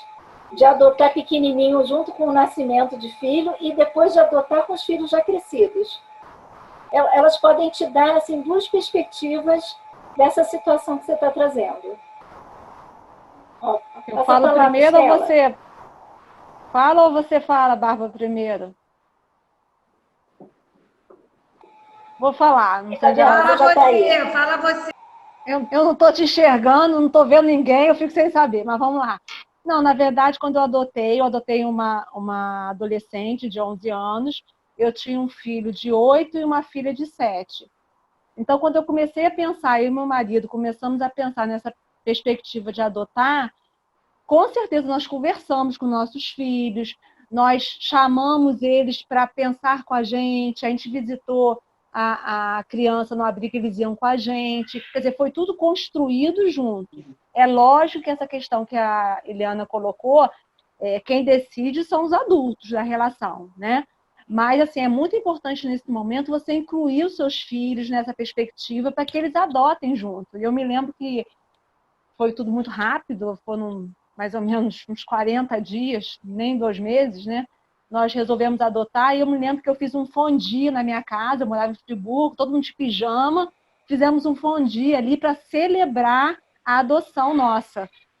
Por quê? Porque eu queria que... Aí a minha filha a menorzinha ajudou a preparar, meu filho também, e recebemos ela ali como filha, embora não tinha saído ainda no juiz, nada, né? Não tinha nada legalmente, estava correndo ainda, mas naquele momento a gente celebrou como família. Então é muito importante você incluir seus filhos, até para que eles adotem também o irmão. Então eu fui por esse caminho. A adoção da minha filha caçula, os 4 já foram ouvidos, inclusive, pela equipe da Vara da Infância, na visita domiciliar. Quer dizer, nós já havíamos conversado com eles desse nosso projeto e quando foi a visita da Vara, a psicóloga e a assistente social conversaram com eles sobre isso. Nós não pudemos participar, mas como eu queria fazer que nem novela, ficar escutando atrás da porta, estiquei meu ouvido, mas não houve jeito, não ouvi nada que eles falaram. Mas, enfim, eles participaram. Não, se um deles falasse que não seria, como a Fabiana falou, impeditivo, porque isso é uma decisão do casal. Mas é sempre bom a gente fazer com que os filhos participem. Tanto que o Felipe está aí para não me deixar mentir, eu queria botar o nome de Ana Tereza. O Felipe foi advogado dessa adoção, né? E que resolveu a adoção. Verdade. Né? Aí eu fez tudo com a Ana Tereza, conseguiu o registro provisório com a Ana Tereza. Quando eu cheguei com a Ana Tereza dentro de casa, as crianças, não queremos, vai ser Maria Fernanda. E aí se tornou Maria Fernanda, porque eu abri mão da minha vontade, porque era importante também, eu gosto de Maria Fernanda, era importante que eles se sentissem assim, contemplados com o nome. Aí ela, tadinha, ela fala, mamãe, quando eu tiver um filho, adotar uma criança, eu vou botar Ana Tereza para te agradar. Eu falei, ai, graças a Deus vai ter uma Ana Tereza. Mas isso é tudo brincadeira, né? Mas, enfim, faz parte. Né? Da Ana Laura não teve muito isso, né? Só quando eu cheguei com a Ana Laura, o João Renato, com 3 anos, falou, mas não era um menininho que estava na barriga? Eu falei, o menininho continua na barriga. Vai sair, espera aí. Mas a sua irmãzinha chegou primeiro, foi mais rápida. Aí deu tudo certo. Eles aceitam, pois é. Obrigado, pessoal. Valeu, tá? Bárbara, tem mais alguém que eu perdi? Tem a Shirley, nossa amada Shirley está presente aqui, fez uma pergunta. Eu queria que ela fizesse a pergunta de viva voz, Shirley. Poxa, que honra! Nossa, acabou Shirley, de dar, ela saiu, Babi. Ela saiu? Acabou de dar aqui em cima. Shirley saiu. Ah, que pena. Espera um pouquinho, faz outra pergunta daqui a pouco. Vamos ver se ela volta. Tem mais alguém, Babi, que eu me perdi? Olha, tem Lúcia e Paulo Roberto e Edilamar de mãozinha levantada. Exatamente. Vamos lá, deixar a Lúcia falar primeiro. Lúcia, está com você. Eliana, eu gostaria que você pudesse orientar os casais no seguinte sentido, como você falou da importância da família, né, os avós, os tios, os primos, também assim, né, no recebimento dessa criança. Mas qual a orientação que você daria acerca das particularidades daquela criança? Eles devem ou não levar ao conhecimento dos familiares questões que levaram ao abrigamento dessa criança, que geralmente envolve violência, uso de drogas, ou isso é uma coisa somente deles e não cabe levar aos demais parentes, né? Eu acho que algumas coisas, assim, eu vou dar uma opinião pessoal, tá? Assim, vou dizer assim, o que eu acho, e pode ser que alguém discorde de mim, mas, assim, eu acho que, assim, esse tipo de... uma informação, assim, muito escabrosa não precisa ser exposta, sabe? Eu acho que não se deve dar publicidade para uma situação, assim, de sofrimento muito grande, íntima. Eu acho que, assim, os pais têm que saber.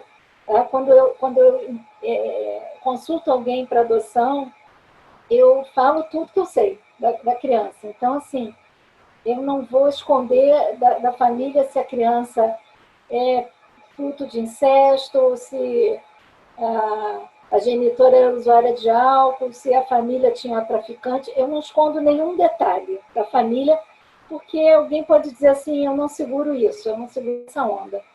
Mas eu não acho que isso daí deva ser exposto para outras pessoas. Tá? Eu acho que isso é uma coisa da intimidade daquela família, e eu acho que ninguém mais... você não tem que ficar contando essas histórias na escola, ou para os seus amigos, para os seus vizinhos, para os seus parentes. Eu acho que não. Tá? Mas assim, é uma opinião minha. Tá? Eu acho que não deve. Não explica. Fala. Aqui, aproveitando esse gancho, acho que, como advogado que atua em muito busca ativa, eu tenho notado que tem acontecido, para você comentar, né? Quer dizer, se você quiser comentar também. Mas, enfim, fica a observação. Tem muita vara de origem de criança, tem histórico difícil, né? Esses históricos que a gente conhece, de violência, de até abuso. mas que não fala nada para os habilitados, cara. Eu acho assim absolutamente errado. Eu acho que você tem que saber o que aconteceu com seu filho, até para cuidar dele. Perfeito. Seu filho sofreu uma violência física e que deixou uma sequela. Cara, você tem que saber o que aconteceu. Né? A mãe dessa criança usava crack, álcool.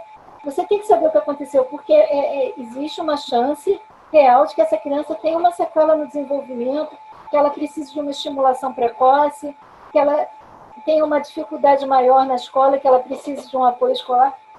Eu não omito nada, porque é um direito do adotante conhecer a história da criança, da mesma maneira que é um direito da criança conhecer sua própria história, quando ela tiver alcançar a maturidade para isso. Ela pode ter acesso ao processo em que a adoção dela foi deferida, com todos aqueles incidentes que ensejaram, né, a perda do poder familiar. Então, assim, eu não deixo, porque assim, eu já tive criança, bebê, que a gente tinha uma notícia, uma suspeita bastante forte de que aquilo fosse um incesto. Uma mãe com uma deficiência mental que era incapaz de relatar as circunstâncias de uma gravidez, e a gente tinha fortes motivos para desconfiar que aquilo tinha acontecido dentro da casa. Eu contei. Teve gente que não quis, que falou assim, eu não quero. E a pessoa tem o direito de dizer, eu não quero.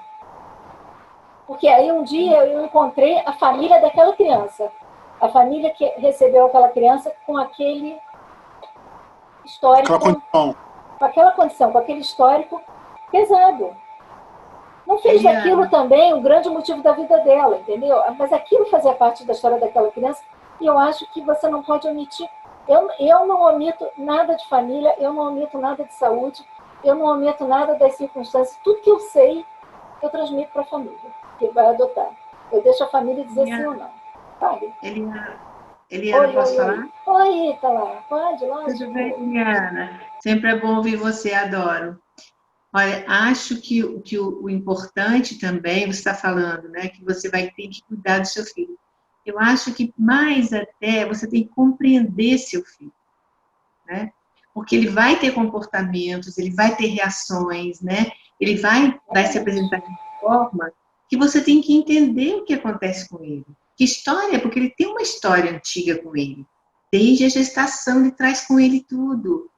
Então, como é que eu vou entender esse filho se eu não conheço a história dele, que ele traz para mim, né? As carências que ele tem, o tipo de comportamento que ele tem. Quer dizer, além de ter que cuidar de alguma defasagem escolar, alguma coisa, não. E o emocional dele, né? E exatamente, muito bem lembrado, Ítala. Então, eu vou entendê-la, né? Então, eu sou de acordo com você. Eu acho que os adotantes, né, têm que ter total conhecimento dessa história, né? E com relação à criança, isso não é necessário que ela saiba dessas coisas, nem pessoas saibam, né? Isso é uma coisa da intimidade da vida privada dessa criança. Então, eu concordo com você inteiramente, porque pode ter algum tipo de interferência, né, de pessoas que às vezes nem sabem se importar diante de um fato que tem ocorrido. E às vezes as pessoas têm uma curiosidade mórbida. Exatamente. Em relação à história da criança, não é um interesse construtivo. Não. E depois tem aquela história de que alguém comentou com a criança alguma coisa, então fica uma coisa. Eu acho também que é uma coisa privada, entendeu? Entre pais, e acho que temos que saber de tudo, porque ajuda a compreender aquela criança que eu tenho como filho. Obrigada. Tem André com a mãozinha levantada, André Gomes. Tinha o Paulo Roberto também, né, Eliana? Tinha o Paulo Roberto e Edilamar. Cadê eles? Paulo, você ainda está aí? Ele está aí, mas não sei se ele abaixou a mão. Edilamar, você quer falar?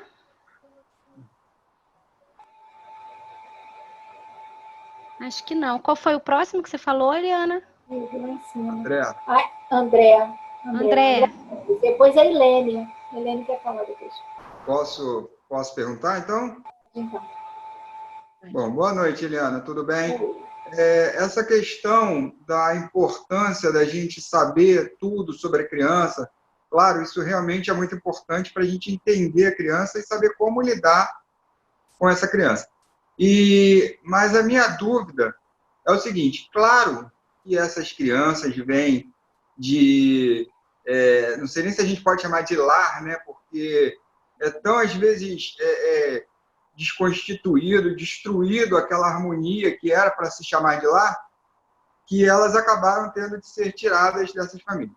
Bom, a dúvida é, sabemos que elas vêm de famílias com determinados problemas. Como você disse, pode ser traficante, pode ser usuário de droga, pode ser uma série de problemas.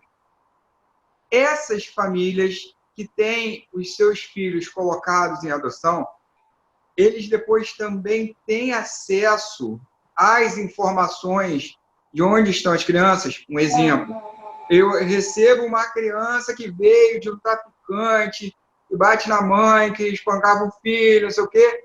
Aí ele chega lá na justiça e fala, olha, eu tenho direito de saber onde está o meu filho, eu gostaria ele perdeu o direito, tá?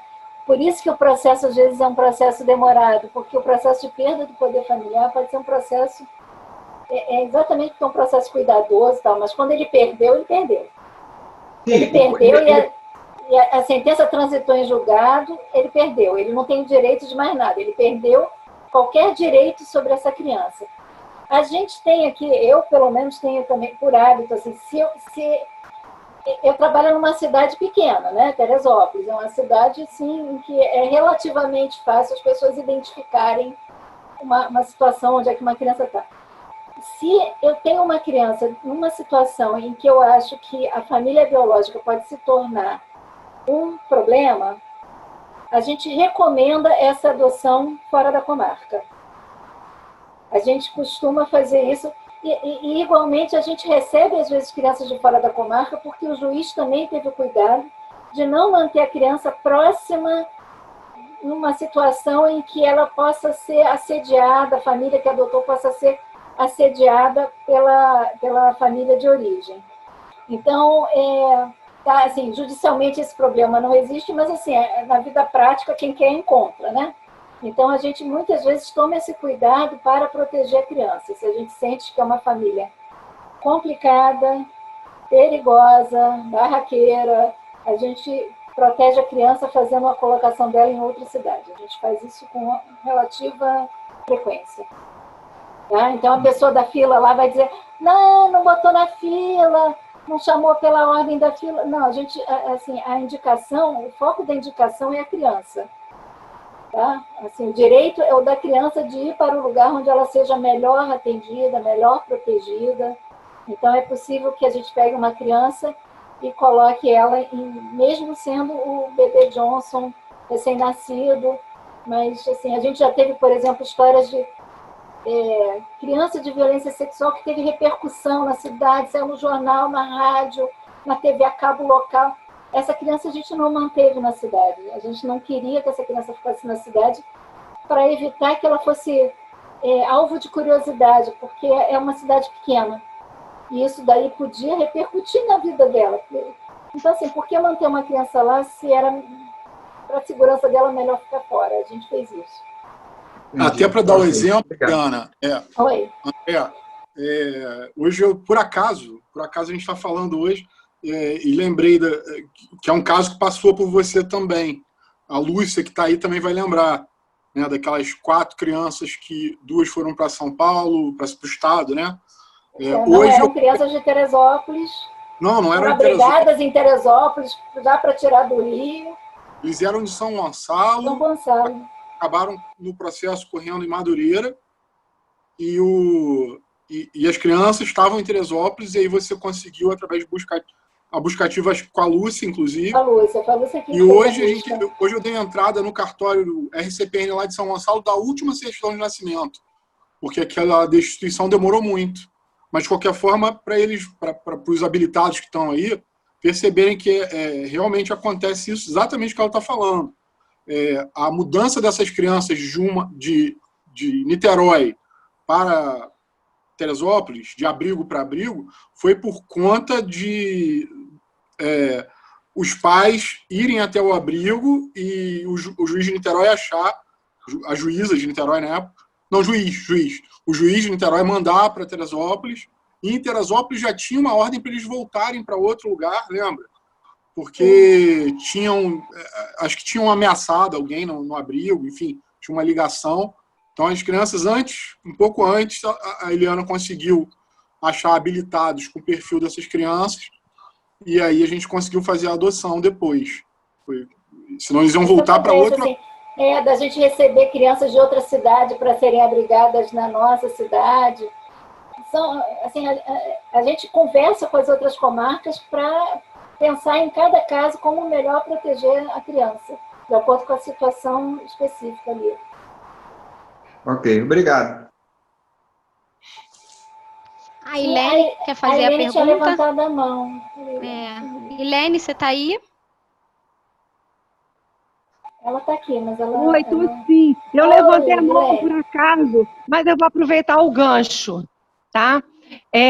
No meu caso, né, nós não sabemos nada a respeito dos genitores da minha filha, absolutamente nada.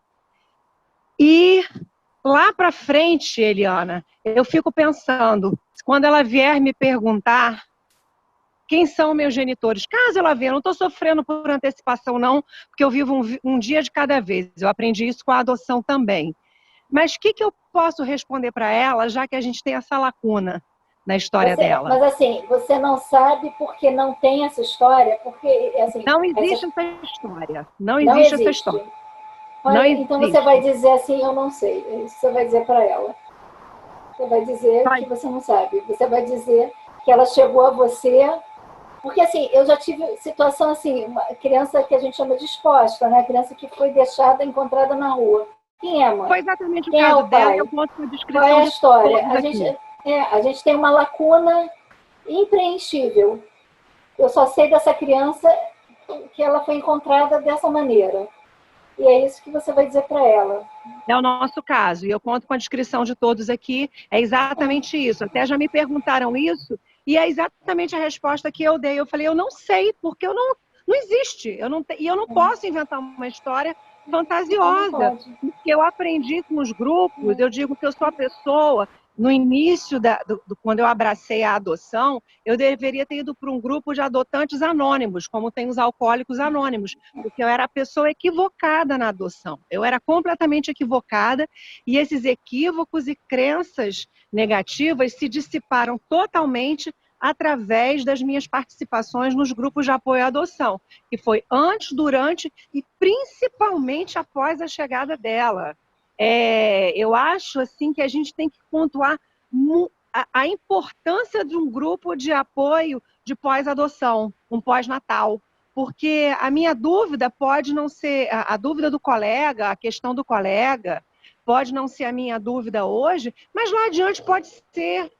Então, esses elementos que são trazidos para contribuir para as reuniões, eu acho eles de vital importância para quem pretende adentrar o mundo adotivo, né? Eu acho isso um privilégio, né? Os pais que têm seus filhos paridos não têm essa oportunidade que a gente tem. E eu acho de suma importância isso.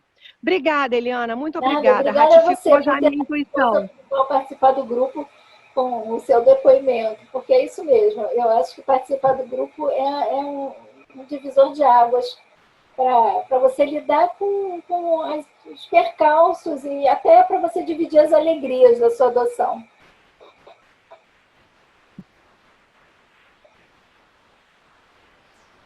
Será que o Paulo está por aí, está ouvindo a gente, Eliana? Não sei, deixa eu ver aqui.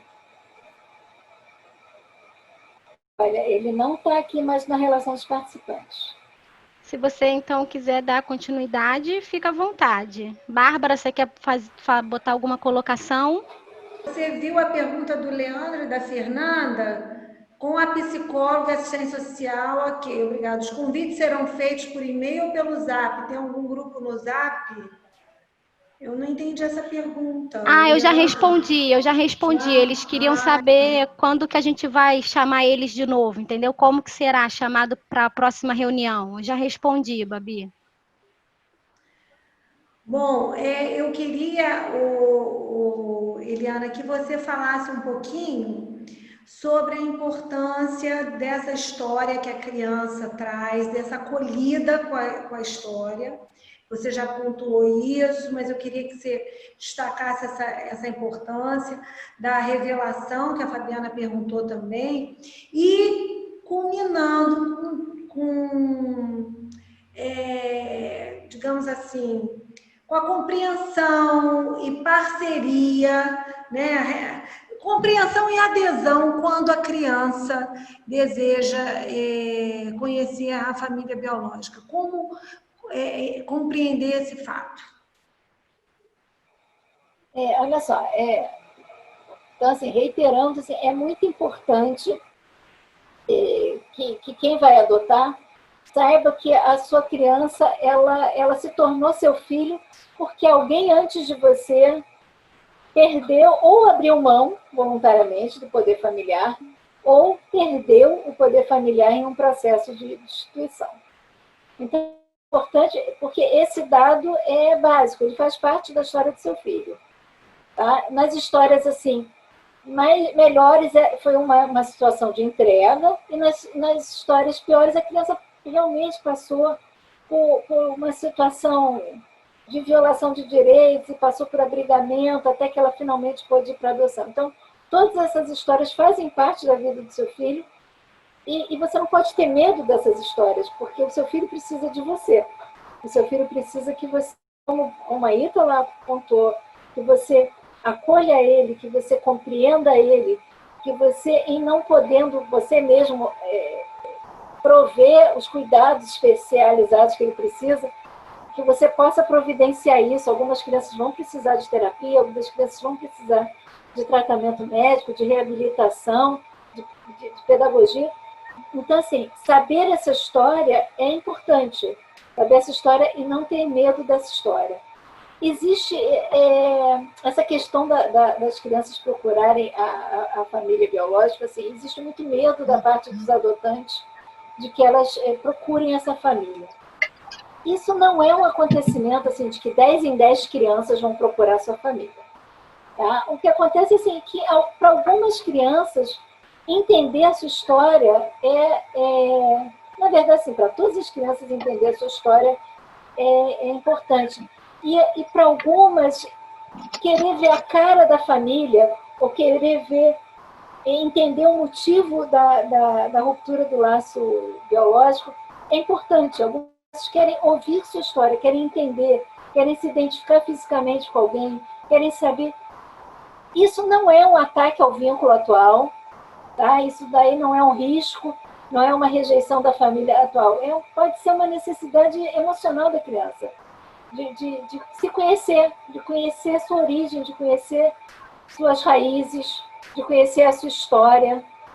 Então, se esse pedido se apresentar, ele às vezes pode ser atendido, às vezes não pode ser atendido. Às vezes ele não pode ser atendido porque você não tem nenhuma notícia, às vezes ele não pode ser atendido porque existia uma situação de envolvendo essa família de origem e você não pode expor essa criança.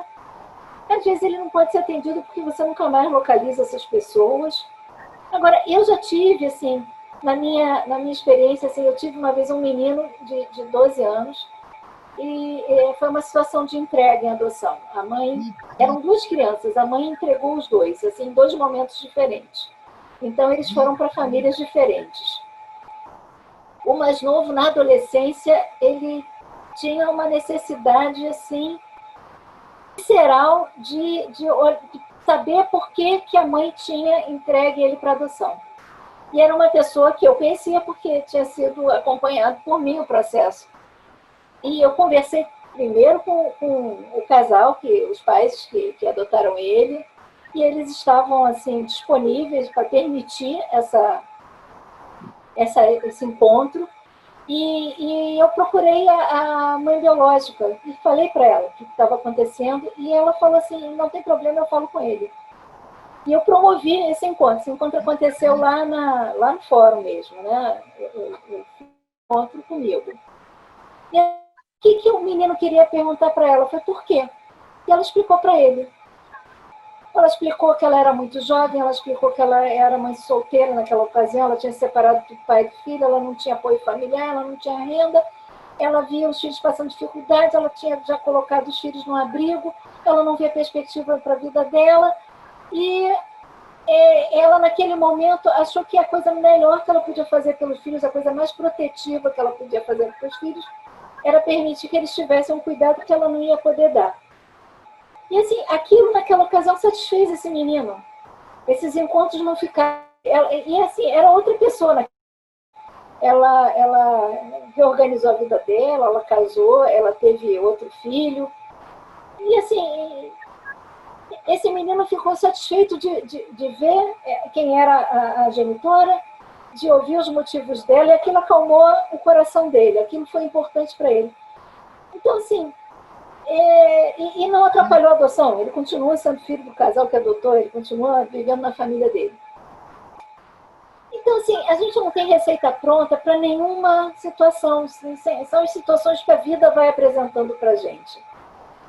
E a cada momento a gente vai avaliar se naquela situação específica aquilo é recomendável, aquilo é possível, aquilo vai somar, ou se não. Se a gente achar, olha, não vai somar, a gente vai dizer para ela, não vai somar.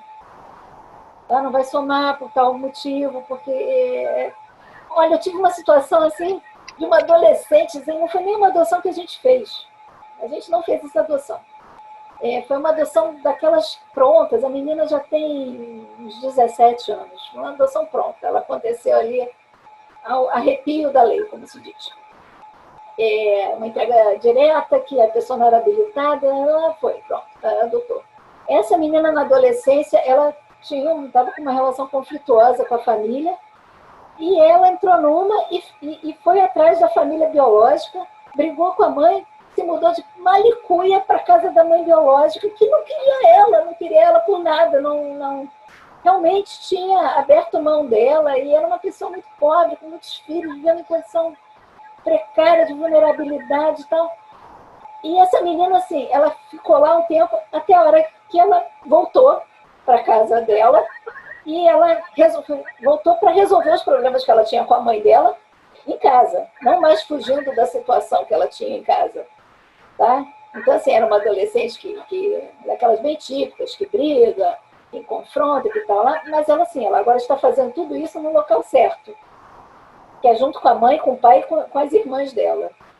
Tá? Então, assim, as situações a gente vai lidando com.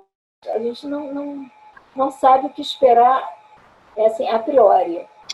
A Gabriela está com a mão levantada. Não, tem que fazer aqui o registro da Francimélia, do Piauí, aqui conosco, minha querida, que coisa boa. Beijo. Tudo bem? Coordenadora do CRIA. Ih, que bacana. Seja muito bem-vinda. Obrigada, Bárbara, obrigada. Tem alguma pergunta para a Eliana? Passo já. Você está me ouvindo, tá? Estou ouvindo okay. Sim. Tá. Como eu cheguei agora, deixa eu terminar de chegar. Obrigada, querida.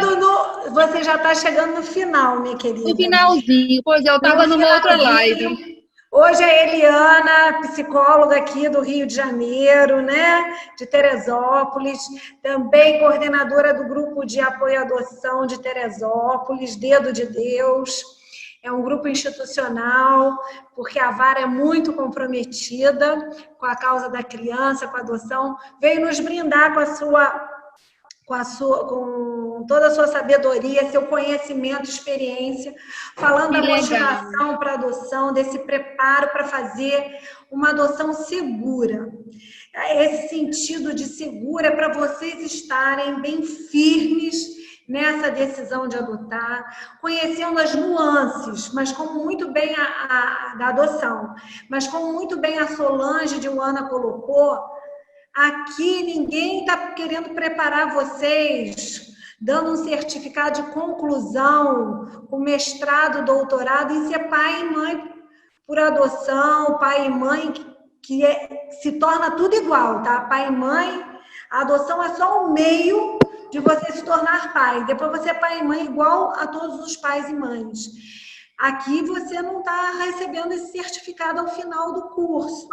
Você está se preparando para ouvir, para saber das peculiaridades da adoção. Alguns aspectos próprios da adoção.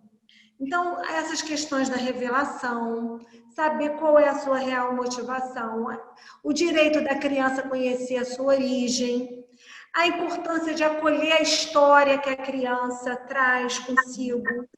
São essas questões que nós vamos trabalhar durante esse curso, a questão de idealizar o filho, e qual o filho que realmente vai se tornar seu filho, que não adianta. Todos nós idealizamos filhos, é natural você idealizar um filho. Mas você também tem que cair na real e ver que não existe, não se pode ficar presa a essa questão da idealização. Mas isso tudo a gente vai falar lá na frente. E outros aspectos, como lidar com os preconceitos, como lidar também, quando você está pensando em adotar, com a sua família extensa. Seus pais, seus sogros, seus irmãos, seus amigos, conto ou não conto? O que eles falam tem importância, vai me demover do meu projeto? Vai criar uma insegurança no meu projeto de adotar? O que eu faço? Essa opinião é importante, é relevante? Isso tudo é aqui que vocês devem trabalhar isso. Como o Mário colocou também, a importância de lidar com a escola. Quando esse filho chegar, como apresentar esse filho à sua família, levar na sua igreja, no clube que você frequenta. Então, é muito importante. A gente não está puxando a brasa para a sardinha dos grupos de apoio à adoção. É importante que vocês saibam que os grupos de apoio à adoção não são... eles têm termo de cooperação com as varas de infância, mas eles não são subsidiados pelo órgão público, pelo tribunal, são essencialmente voluntários. As pessoas que estão aqui são voluntárias. Então, quando a gente fala da importância do grupo de apoio à adoção, a gente está pensando numa adoção segura, para que vocês sejam felizes nessa opção que vocês estão fazendo, que vocês saibam que vocês podem contar conosco agora, durante o processo de habilitação e depois que essa criança chegar, para que essa adoção também seja para sempre. Porque não há dor maior que um ser humano possa sentir e possa carregar na sua vida que a dor de devolver um filho. Isso aqui está fora de propósito. As dores que vocês provavelmente, os desafios, eu gosto de usar a palavra desafio, é igual jogo de videogame. É desafio. Eu nem sei jogar jogo de videogame. Mas eu imagino que seja assim. Que eu vejo meus filhos. Você perde uma etapa e você insiste de novo no jogo. Daqui a pouco você pula aquela etapa e vem outra mais difícil. Deu uma bobeada, perdeu. Mas você continua insistindo. Porque é isso que as crianças fazem, os adolescentes fazem, os jovens lá no jogo de videogame. E vão passando de etapa a etapa, e vão chegando até o final que conseguem ganhar lá o prêmio. E isso é a maternidade e a paternidade de todos nós. Seja por meio biológico, meio adotivo, não importa. A gente se torna pai e mãe. É a gente vencer as etapas. E cada etapa é uma nova surpresa, é um novo desafio, como a Solange colocou. E a gente ir encarando. E se você tem um pós-adoção perto de você, ao seu alcance, poxa, você vai compartilhar com quem tem os mesmos desafios e que já venceu esses desafios e pode te ajudar. E aí é muito legal que você vai se tornar um vencedor e não um derrotado porque devolveu seu filho. Porque no final, esse sentimento que prevalece, imagino que deva prevalecer,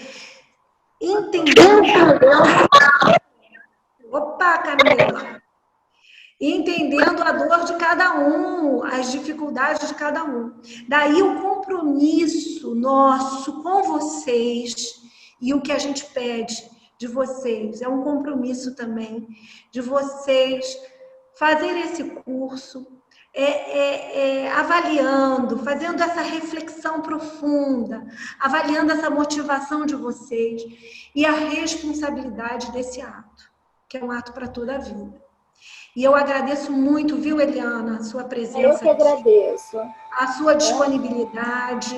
Eu agradeço. Eu acho assim, é uma missão de todos nós, assim, ser esse divulgador da adoção. Tá? A gente quer multiplicar isso. A gente quer que todas as famílias se formem de uma forma segura e protetora, porque a gente quer uma sociedade melhor. Então, para uma sociedade ser melhor, as crianças têm que estar em famílias que são cuidadosas, que gostem delas, que invistam no potencial delas, que respeitem elas. Então, fazer isso para mim é um prazer. Eu fico sempre pensando assim, é a minha contribuição nesse grande movimento, tá? É a minha gotinha d'água no oceano. Então, eu faço isso com muito prazer. Eu faço isso com muito prazer. Pode contar comigo. Agradeço demais, você faz muito bem isso. Todas as vezes que é chamada para falar, é um encanto. Você sabe disso, eu sou seu fã há muito tempo, declarado. Não vale. Aí, quando você não vai ser meu fã. Mas essa live vai ficar gravada, né? Eu tô vendo que tá gravado. Já está passando no YouTube, está passando no canal do YouTube. No Facebook, legal. E vai ficar no nosso canal do YouTube. Francimélia, você já se inscreveu no canal do YouTube do Quintal? Todos aqui hoje estão convidados para se inscrever no canal do Quintal. Né? Nós precisamos atingir 4.000 horas no nosso canal. Vamos lá, gente, ajuda a gente, todo mundo. O Cria vai ajudar, Bárbara. Isso aí, por favor. Agora eu vou pedir, assim, que todos abram os microfones para a gente fazer aqui uma saudação, com um agradecimento, através de muitas palmas bem sonoras para a nossa querida Eliana, que nos brindou nessa noite. Vamos lá, pessoal?